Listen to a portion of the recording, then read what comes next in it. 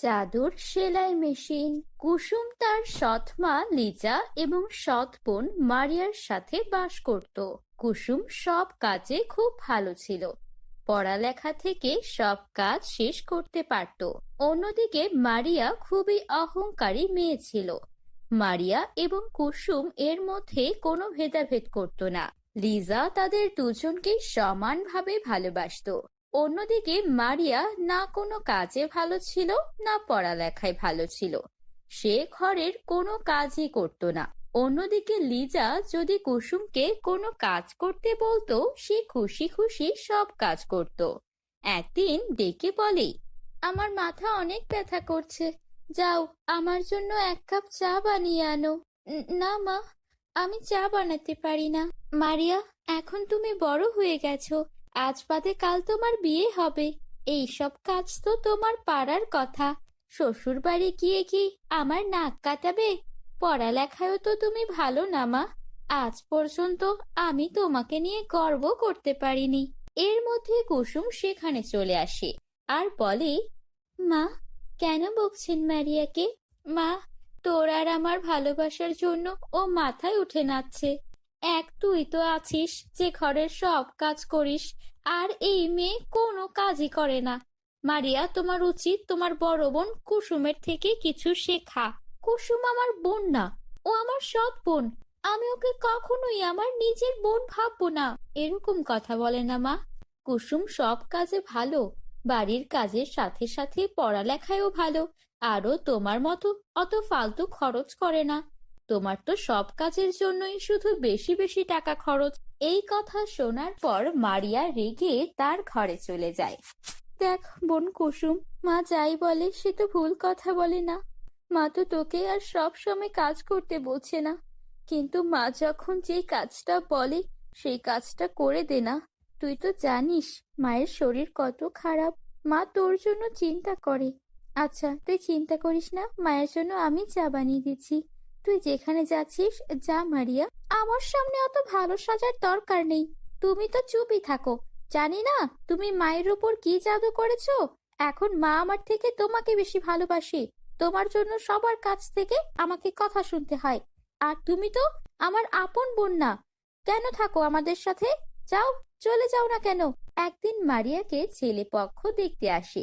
ছেলে ধনী হওয়ার সাথে খুব নাম করা পরিবারের ছেলেও ছিল, ভালো টাকা কামাতো। কিন্তু ছেলের গায়ের রং ছিল কালো, স্বভাবও তেমন ভালো ছিল না। মারিয়া বিয়ের প্রস্তাবে রাজি হয়ে যায়। সে ছেলের টাকা দেখে সে বিয়ের পর সুখী থাকবে ভেবে বিয়ের জন্য আপত্তি করেনি এবং পরের সপ্তাহে বিয়ে ঠিক হয়ে যায়। এর মধ্যে কুসুমকে দেখতেও পাত্রপক্ষ আসে। এই ছেলে দেখতে খুবই সুন্দর ছিল এবং তার স্বভাব ভালো ছিল। যদিও সে কিছু কম টাকা ইনকাম করত, কিন্তু তারপরও সবাই ভাবছিল সে মারিয়াকে অনেক খুশি রাখবে। কুসুমও বিয়েতে রাজি হয়ে যায়। লিজা আর কুসুম অনেক চিন্তায় পড়ে যায়। বিয়ের আর বেশি দিন বাকি নেই। এই অল্প সময়ের মধ্যে তারা এত কিছু কিভাবে করবে? অনেক কষ্ট করে তারা সব কাজ শেষ করে। এরপর বিয়ের দিন চলে আসে। মারিয়া বিয়ের দিন অনেক দামি একটা লেহেঙ্গা পরে। সেই লেহেঙ্গাতে তাকে অনেক সুন্দর লাগছিল। অতঃপর অনেক ধুমধাম করে তাদের বিয়ে হয়ে যায়। বিয়ের পর কুসুম এবং লিজা দুঃখী হয়ে পড়ে, কিন্তু কুসুমের বিয়েতে কোনো সুন্দর বা দামি লেহেঙ্গা কিনতে পারে না, কারণ সব টাকা মারিয়ার বিয়েতে খরচ হয়ে গেছে। এখন লিজার কাছে এত টাকা নেই যে সে কুসুমকে আরো সুন্দর একটি লেহেঙ্গা কিনে দেয়। এজন্য কুসুম ভাবে সে নিজের লেহেঙ্গা নিজে সেলাই করবে। এই চিন্তা করে কুসুম দিন রাত কষ্ট করে তার নিজের লেহেঙ্গা সেলাই করতে থাকে। কুসুমের এই কষ্ট দেখে লিজাও কিছু বলে না, কারণ তার কিছু করার নেই এখানে। টানা কয়েক দিন কাজ করার পর লেহেঙ্গা সেলানোর কাজ শেষ হয়। কুসুম অবাক হয়ে যায়, কারণ লেহেঙ্গাটি দেখতে অনেক সুন্দর হয়েছিল। মা, তুমি তো আসলে অনেক সুন্দর লেহেঙ্গা সেলাই করেছো। তোমার এই কষ্ট সফল হয়েছে। তুমি যখন এই লেহেঙ্গা পরবে তোমাকে একদম পরীর মতো লাগবে। কুসুমের বানানো লেহেঙ্গা আসলেই অনেক সুন্দর ছিল। এরপর আসে বিয়ের দিন। সকাল সকাল ঘুম থেকে উঠে সে গোসল করতে চলে যায়।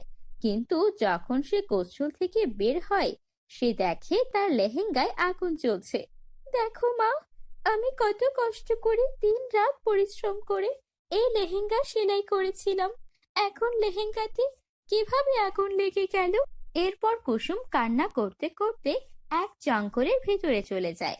সেই জঙ্গলে একটা কুয়ো ছিল এবং সে লক্ষ্য করে যে কুয়া থেকে কোনো কিছুর শব্দ আসছে। আসো মেয়ে, আমার কাছে আসো, আমি তোমার সব সমস্যা জানি এবং সমাধানও জানি। আর আমি এটাও জানি যে তোমার লেহেঙ্গাতে কে আগুন লাগিয়েছিল। তোমার ছোট বোনই তোমার লেহেঙ্গাতে আগুন লাগিয়েছিল। মেয়ে, কাউকে এত ভরসাও করবে না যে সে ব্যক্তি তোমার ভরসা ভেঙে দেয়। আমি চাই তুমি তোমার বিয়ের লেহেঙ্গা আবার নিজের হাতেই তৈরি করো। এই নাও জাদুর সেলাই মেশিন, তোমাকে এর জন্য বেশি কষ্ট করতে হবে না। এই মেশিনে একটা কাপড়ের টুকরো রেখে তুমি যেভাবে সেলাই করতে চাইবে সেইভাবেই সেলাই হবে। এর জন্য তোমার কষ্ট হবে না। আর শোনো, আজকে তোমার বিয়ে, তাড়াতাড়ি যাও, গিয়ে নিজের লেহেঙ্গা সেলাই করে সুন্দরভাবে তৈরি হয়ে যাও। আর হ্যাঁ, যদি তোমার বিয়েতে অন্য কোনো জিনিসের প্রয়োজন হয় তাহলে এই জাদুর লেহেঙ্গার সেলাই মেশিনের কাছে চেয়ে নেবে। এই মেশিন তোমাকে সব দিয়ে দেবে। এই কথা শুনে কুসুম অনেক খুশি হয়ে যায়। সে জলদি নিজের চোখের পানি মুছে বাড়ির উদ্দেশ্যে রওনা হয়। বাড়ি গিয়ে একটা লেহেঙ্গার কাপড় নিয়ে মেশিনের ওপর রাখে। চোখের পলকে সেই মেশিন একটা সুন্দর লেহেঙ্গা বানিয়ে দেয়। লেহেঙ্গাটা দেখতে আগের বারের থেকেও অনেক বেশি সুন্দর হয়েছিল। মারিয়া অনেক খুশি হয়ে যায়। এরপর সে সেই সেলাই মেশিনের কাছ থেকে অন্য কিছু প্রয়োজনীয় জিনিসও চেয়ে নেয়। কিছু সময় পর তাদের বিয়ে অনেক ধুমধাম করে হয়ে যায়। মারিয়া এবং কুসুমের বিয়ের পর লিজা অনেক একা হয়ে পড়ে, কিন্তু সে জাদুর সেলাই মেশিনের কথা জানতো না। এই বয়সে বেচারি একা একা কত কাজই বা করবে। কিছুদিন পর তারা দুই বোন একসাথে তাদের মায়ের বাসায় আসে। মা, কেমন আছেন? মা, আপনার কথা অনেক মনে পড়েছে। আমারও মা, তোমার কথা অনেক মনে পড়েছে। মা, আপনার কি আমার কথা মনে পড়েনি? আমিও তো আপনার বাসায় এসেছি। আমার সাথে কথা বলুন। আপনি তো শুধু ওর সাথে কথা বলছেন। কেমন কথা বলছো? আমি তোমাদের দুজনকেই অনেক মনে করেছি। দাঁড়াও, আমি তোমাদের দুজনের জন্যই পানি নিয়ে আসছি। এরপর লিজা রান্নাঘরে যায়, তার পেছন পেছন কুসুমও রান্নাঘরে যায় আর বলে, মা, বিয়ের দিন আমি আপনাকে একটা কথা বলতে ভুলে গেছিলাম। আমার ঘরে একটা জাদুর সেলাই মেশিন আছে। আমার বিয়ের লেহেঙ্গা আমি সেটা দিয়েই বানিয়েছিলাম। এই জাদুর মেশিন দিয়ে আপনি সেলাই করতে পারবেন। তার জন্য আপনাকে কোনো কষ্ট করতে হবে না। একটা কাপড় রেখে দিলেই সেই মেশিন নিজে নিজে সুন্দর জামা কাপড় বানিয়ে দেবে। আর হ্যাঁ মা, আমার বিয়ের লেহেঙ্গাটাতে মারিয়া আগুন জ্বালিয়ে দিয়েছিল। আমারও তাই মনে হচ্ছিল। জানি না কেন ও তোকে এত হিংসা করে। আমি যেই কথা আপনাকে বললাম কাউকে বলবেন না। আপনি সেই কাপড় বিক্রি করে খুশি থাকুন মা। বাহিরে দাঁড়িয়ে থাকা মারিয়া সব কথা শুনছিল। আচ্ছা, তাহলে এই ব্যাপার। সবকিছু জাদুর মেশিনের চমৎকার। ঠিক আছে, জাদুর মেশিন আমি খুব তাড়াতাড়ি নিয়ে নেব। এরপর মারিয়া একটা সুযোগের অপেক্ষা করতে থাকে যে কবে সে জাদুর মেশিনটা তার কাছে নিতে পারবে। কিছু সময় পর তারা দুই বোন তাদের স্বামীর বাসায় চলে যায়, কিন্তু মারিয়া তার শ্বশুর বাড়ি গিয়েও এই চিন্তাই করতে থাকে জাদুর মেশিনটা কিভাবে তার কাছে আনবে। হঠাৎ একদিন সে আবার তার মায়ের বাড়ি যায়। মা, কুসুম আপনাকে একটা জাদুর মেশিনের কথা বলেছিল না? সেই মেশিনটা আমাকে দিন। আমার কিছু কাজ আছে, কয়েকদিন পর আমি আপনাকে আবার ফেরত দিয়ে দেব। আমি তো এটা তোমাকে দিতে পারবো না। এই মেশিন কুসুমের, আর সে কিছুদিনের মধ্যেই মেশিনটা নিতে আসবে। আর এই জন্য আমি তোমাকে এটা দিতে পারবো না। আরে মা, আপনি এখনো ওই মেয়ের কথাই বলেন। আমার থেকে ওই মেয়েই বেশি, তাই না? আমি একটা জিনিস চাইলে আপনি শুধু না করেন। ঠিক আছে, লাগবে না, আপনি রাখুন। আরে এভাবে কেন বলছো? আমি তো আর এভাবে বলিনি। আচ্ছা ঠিক আছে, নিয়ে যাও, কিন্তু কিছুদিনের মধ্যেই ফেরত দিও মা। এরপর লিজা মারিয়াকে সেই জাদুর সেলাই মেশিনটা দিয়ে দেয়। মারিয়া বাসায় এসেই জাদুর সেলাই মেশিন নিয়ে তার উপর একটা কাপড় রাখে, কিন্তু সেই মেশিন কোনো কিছুই সেলাই করে দেয় না। এরপর মারিয়া আবারও সেই মেশিনের উপর একটা কাপড় রাখে। তৃতীয়বার মারিয়া অনেক রেগে যায় আর নিজেই মেশিন চালাতে শুরু করে। মেশিন চালাতে গিয়ে তার হাত কেটে যায়। আরে কেউ আমাকে বাঁচাও! আবার এটা কি হচ্ছে? আমার হাত কেটে যাচ্ছে। আহ, আমার হাত থেকে রক্ত বের হচ্ছে। বাঁচাও, বাঁচাও! কিন্তু সেই সময় বাসায় কেউই ছিল না।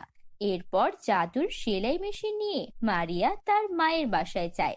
তার মা ওকে দেখে বলে, আরে মা, তোমার হাতে ব্যথা কিভাবে পেলে?